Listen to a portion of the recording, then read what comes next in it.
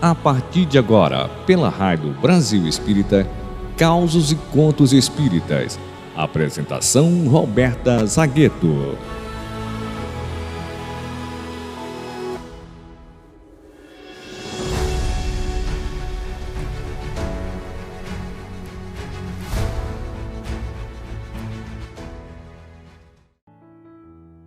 Olá, meus queridos amigos da Rádio Brasil Espírita, esse farol de luz a nos iluminar as consciências e consolar os corações. Mais uma sexta-feira, chegando na área, um Causos e Contos Espíritas cheio de alegria. O caso de hoje é do querido irmão X, do livro Contos desta e doutra vida, obra psicografada pelo médium Francisco Cândido Xavier. O título do texto é A Única Dádiva. E nos conta Humberto de Campos que Simão Pedro estava cansado, depois de 20 dias trabalhando junto do povo. Banhou feridas, alimentou crianças e mulheres esquálidas, e em vez de receber a aprovação do povo, recolhia insultos velados aqui e ali. Após 3 semanas consecutivas de luta, ele se cansou e preferiu se isolar um pouco entre as alcaparreiras amigas. Por isso mesmo, no crepúsculo azulado, ele estava só, diante das águas, a refletir. Mas ele sente que alguém está se aproximando. Por mais que ele buscasse se esconder, ele se sentia procurado. E era o próprio Cristo, que pergunta: "Que fazes, Pedro?" E ele responde: "Eu estou pensando, mestre." E o diálogo, então, continuou: "Pedro, você está triste?" "Eu estou muito triste, Jesus." "Por quê?" "Me chamam de ladrão." E aí Jesus pergunta: "Mas se a sua consciência está tranquila, se a sua consciência não te acusa, o que tem isso?" E aí Pedro responde: "Eu me sinto desditoso. Em nome do amor que você me ensina, eu alivio os enfermos e ajudo aos necessitados. Entretanto, injuriam-me. Dizem por aí que furto, que exploro a confiança do povo. Ainda ontem, eu distribuí os velhos mantos que foram cedidos pela casa de Carpo entre os doentes chegados de Jope. Alguém alegou inconsideradamente que eu surrupiei a maior parte deles. Estou exausto, mestre. 20 dias de multidão pesam muito mais que 20 anos de serviço na barca." "Pedro, que deste aos necessitados nesses últimos 20 dias?" pergunta Jesus. E Pedro responde: "Moedas, túnicas, mantos, ungüentos, trigo, peixe." "E de onde chegaram essas moedas, Pedro?" "Das mãos de Joana, a mulher de Cusa, que nós conhecemos hoje como Joana de Ângeles." "E as túnicas, Pedro?" "Da casa de Zobalã, o curtidor." "E os mantos?" "Da residência de Carpo, o romano que decidiu nos amparar." "E os ungüentos?" "Vieram, Jesus, do lar de Zebedeu, que os fabrica." "E o trigo?" "Da seara de Zaqueu, que se lembra sempre de nós." "E os peixes?" "Da nossa pesca." "Então, Pedro?" Pedro pergunta: "O que eu devo entender, Senhor?" "Que apenas entregamos aquilo que nos foi ofertado para distribuirmos em favor dos que necessitam. A divina bondade conjuga as circunstâncias e nos confia de um modo ou de outro os elementos que devamos movimentar nas obras do bem. Disseste servir em nome do amor." "Sim, mestre, eu sirvo."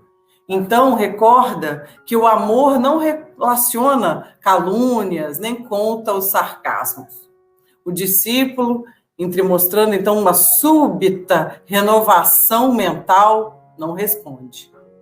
Jesus abraça Pedro e diz apenas: "Pedro, todos os bens da vida podem ser transmitidos de sítio a sítio e de mão em mão. Ninguém pode dar em essência esse ou aquele patrimônio do mundo senão o próprio Criador, que nos empresta os recursos por ele gerados na criação. E se algo podemos dar de nós, o amor é a única dádiva que podemos fazer, sofrendo e renunciando por amar. O apóstolo então compreendeu e beijou as mãos que o tocavam de leve. Em seguida, puseram-se ambos, Pedro e Jesus, a falar alegremente sobre as tarefas esperadas para o dia seguinte. É o que podemos dar de nós, né? Emmanuel tem um texto muito bonito e inspirador chamado Dá e Receberás, em que Emmanuel nos diz o seguinte: ajuda ao companheiro mais pobre que tu mesmo e adquirirás em companhia dele a paciência e a humildade para as horas difíceis. Ensina a quem sabe menos que tu, e a sabedoria ampliar-te-á os méritos culturais para a recapitulação dos valores educativos. Reparte o teu pão com os famintos, socorre aos infelizes, veste os andrajosos, e sentir-te-ás mais rico, dentro das possibilidades singelas da tua casa.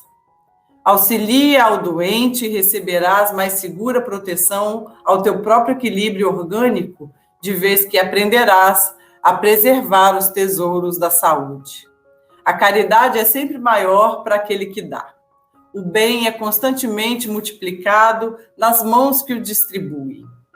Elevando-se em direção ao céu, assim como a fonte que se derrama para benefício de todos, cresce indefinidamente a caminho do mar.